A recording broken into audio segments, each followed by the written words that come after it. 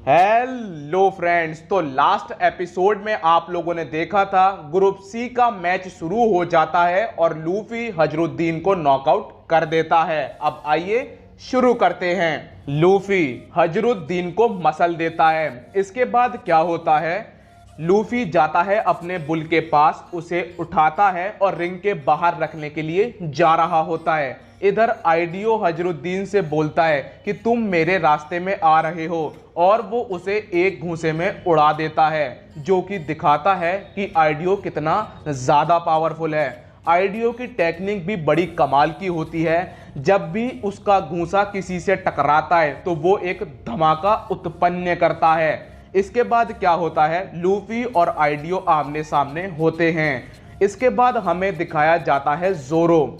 जोरो को आपको पता है कि उसको डायरेक्शन की कितनी बड़ी प्रॉब्लम है। जो विक्का होती है वो उसे बहुत अच्छे से डायरेक्शन बताती है, लेकिन जोरो फिर भी गलती कर रहा होता है। इसके बाद होता क्या है कि विक्का का दिमाग खराब हो जाता है और वो एक घूंसा जोरो के ऊपर रख देती है।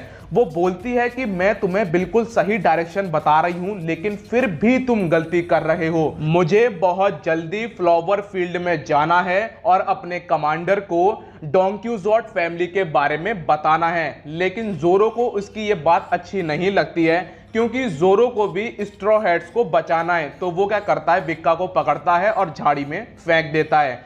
जोरो पूरी जगह चक्कर मार के चला आता है, लेकिन घूम फिरकर वो वहीं पर खड़ा होता है जहां पर उसने विक्का को छोड़ा होता है। अब विक्का समझ जाती है कि इसका दिमाग बंद है, तो अब विक्का और जोरो मिलके काम करना शुरू कर देते हैं। इधर फुजीतोरा फिर दोबारा एक मीटियोर बुलाता है। लॉ अपना रूम ओपन करता है और वो उस मीटियोर को काट देता है, जिसके बाद फुजीतोरा बोलता है कमाल का, ये बस एक शिचिबुका ही कर सकता है। इधर डोफ्लामिंगो बुलेट स्ट्रिंग से लॉ के ऊपर हमला कर देता है, तो लॉ जो है जंगल की तरफ भागना शुरू कर देता है।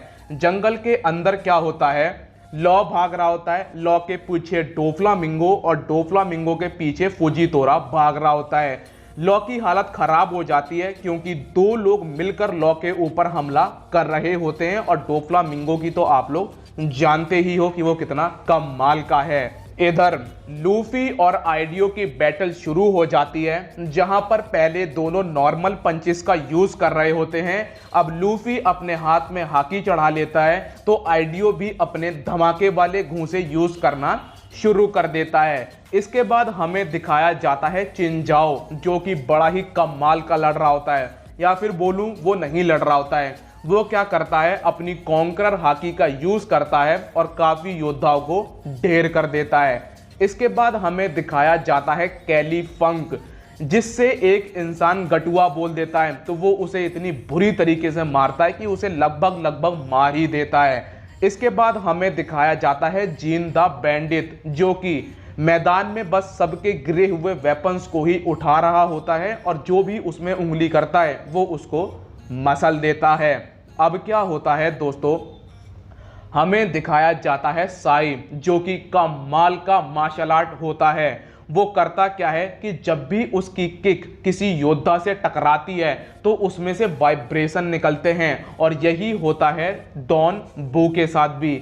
जब उसका पंच किसी से टकराता है तो उसमें से वाइब्रेशन निकलती है।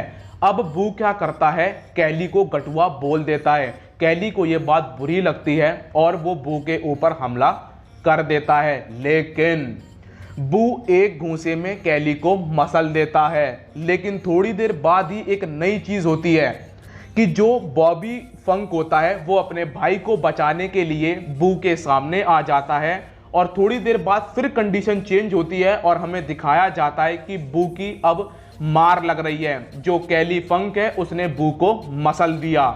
मैदान में चिनजाओ के सामने जो भी आ रहा होता है वो उसे मसल देता है। चिनजाओ का मेन टारगेट होता है लूफी, और वो उसी का पीछा कर रहा होता है। लूफी अपना टारगेट जीन को बना लेता है, क्योंकि जीन क्या करता है, वो लूफी का हेलमेट चुरा लेता है, जिस वजह से लूफी की जो आइडेंटिटी होती है वो रिवील होना शुरू हो जाती है। अब लूफी जीन से पंगा लेता है, लेकिन जीन क्या करता है, वो लूफी की मूछें निकाल देता है बाहर, जिसकी वजह से लूफी की चिंताएं थोड़ी सी बढ़ जाती है। अब इधर हमें दिखाया जाता है कि आखिरकार पिटा हुआ कैली फंक मैदान में दोबारा कैसे आया। तो दोस्तों कैली फंक ने एक फ्रूट खाया है जिसको बोलते हैं जैकेट फ्रूट, जिसकी मदद से कैली एक जैकेट बन जाता है और जो बॉबी फंक होता है वो उसे पहन लेता है। तो कैली फंक के फ्रूट की पावर यह है कि जब वो जैकेट बनता है और जो भी उस जैकेट को पहनेगा वो उसकी बॉडी पर पूरा कंट्रोल कर लेगा। इवन अगर कोई जानवर उसकी बॉडी पहनता है तो उस पर भी वो कंट्रोल कर लेगा। वो बू को हरा देता है, लेकिन जब साय देखता है कि मेरे भाई को इसने ऐसे मारा है तो उसे बुरा लगता है, उसका गुस्सा उसकी आंखों में दिखाई दे रहा होता है। कैली साय के ऊपर घूंसे चलाने शुरू करता है, लेकिन जो साय होता है वो बहुत ज़्यादा पावरफुल होता है। वो उसके घूंसों पर चढ़ता है और 8 इम्पैक्ट फीस्ट नाम का अटैक यूज करता है और आराम से वो कैली को हरा देता है। इसके बाद साय का सामना आइडियो से हो जाता है। ये दोनों जब लड़ते हैं तो बहुत मजा आ रहा होता है क्योंकि दोनों की एबिलिटी काफी हद तक सेम है। जब साय का पैर अपने ओपोनेंट से टकराता है तो वाइब्रेशन उठते हैं, जब आइडियो का घूंसा अपने ओपोनेंट से टकराता है तो धमाका होता है।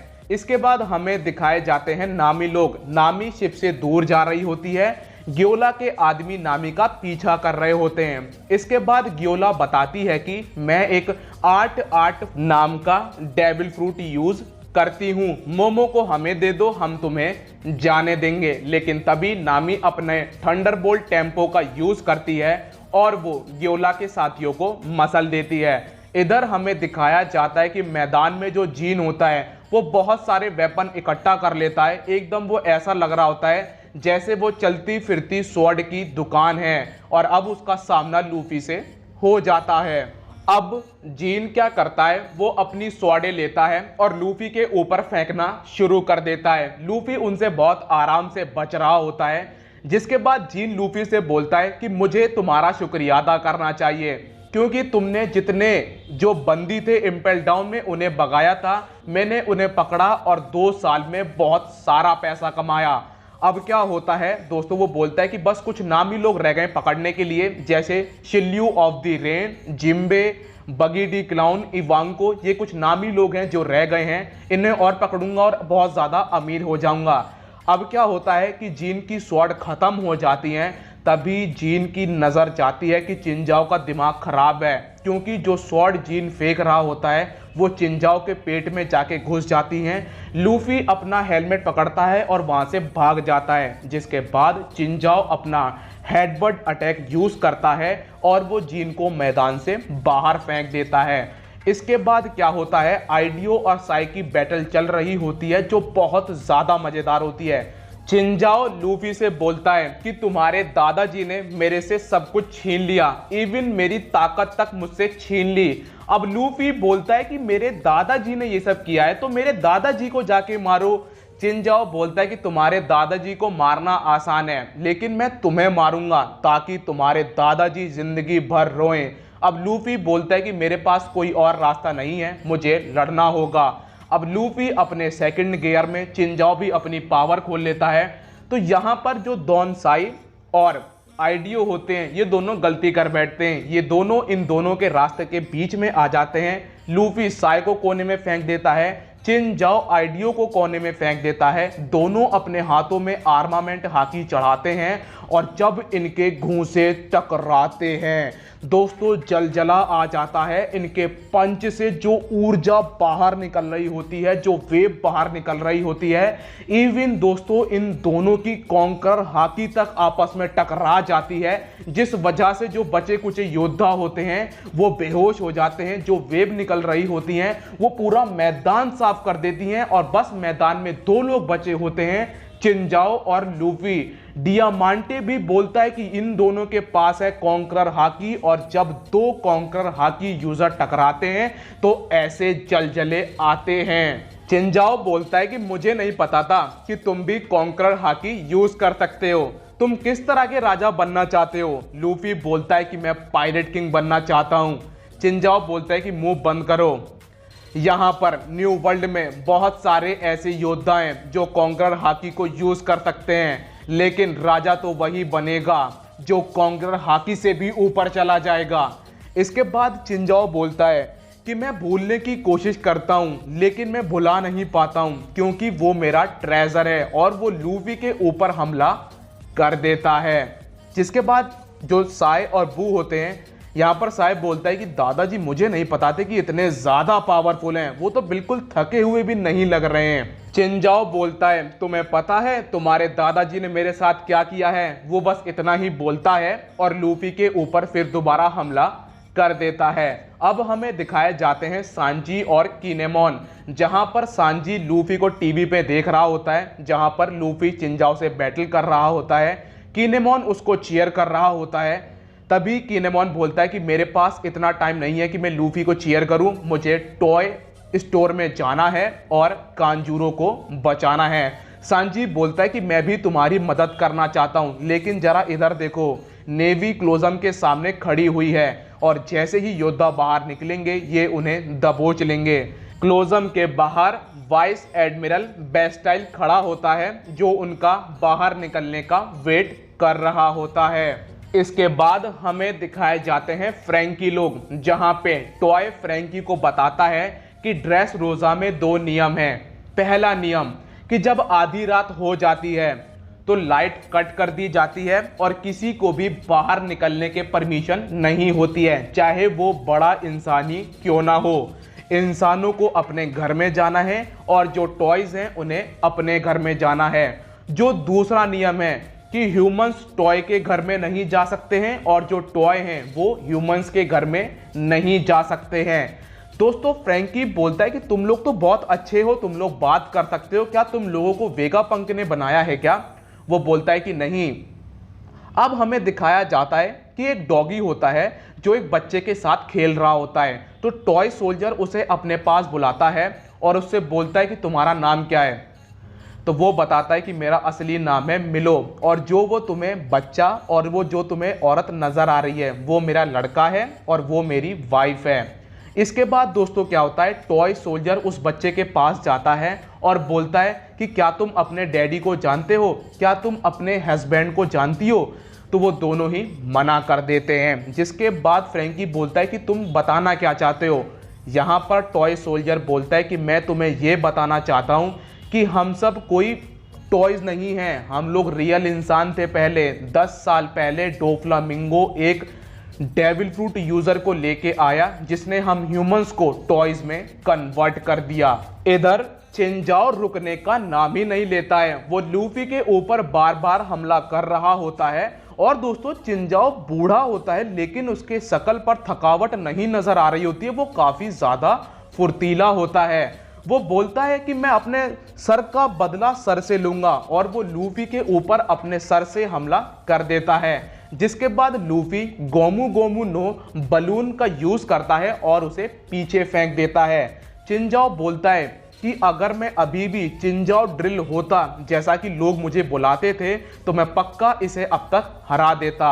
अब क्या होता है, चिंजाओ हेड आर्म स्पिन नाम का अटैक यूज करता है जिसमें वो बहुत तेज घूमने लगता है, और लूफी भी गोमू गोमू नो गैटलिंग का यूज करता है और ये दोनों आपस में भिड़ जाते हैं। इधर लॉ के बुरे दिन शुरू हो जाते हैं क्योंकि उसके पीछे फुजीतोरा पड़ जाता है जो हर बार एक मीटियोर बुलाता है और पूरे आइलैंड में हाहाकार मच जाता है। जब भी फुजीतोरा मीटियोर बुलाता है टोंटाटा किंगडम पूरा हिल जाता है। लॉ नामी को फोन लगाता है और उससे मदद मांगने की कोशिश करता है लेकिन नामी फोन नहीं उठाती। इधर जो लियो होता है जब सामान ज्यादा हिलने लगता है तो वो क्या करता है, सामान को सिल देता है और अपनी दादी को भी सामान के साथ सिल देता है। इधर उसोप लोग को पता पड़ता है कि जो टोंटाटा किंगडम के लोग हैं वो लोग डोफ्लामिंगो से पंगा लेने वाले हैं। उसोप बोलता है कि वो तो ठीक है, चलो डोफ्लामिंगो से लड़ेंगे, लेकिन तुम लोग लड़ क्यों रहे, क्या हम इसकी वजह जान सकते हैं? तो लियो बोलता है कि हम लोग एक फैक्ट्री की तरफ जा रहे हैं। उसोप बोलता है कि अरे एक फैक्ट्री को तो हम भी तबाह करना चाहते हैं। लियो बोलता है कि मुझे नहीं पता कि वहां पर क्या बनता है, लेकिन हाँ हमारे 500 आदमी और जो यहाँ की प्रिंसेस हैं मैनचेरी वो वहां पर हैं, तो हमें उन्हें बचाना है। इसके बाद एक फेरी भागकर आती है और बोलती है कि हम लोग यहाँ से निकलने की तैयारियां पूरी कर चुके हैं, तो आप लोग चलो। तो सब लोग तैयार हो जाते हैं। यहीं पर एपिसोड खत्म हो जाता है। मिलता हूं नेक्स्ट वीडियो में। जब तक के लिए अपना ख्याल रखिए, कोरोना से सावधान। Good bye.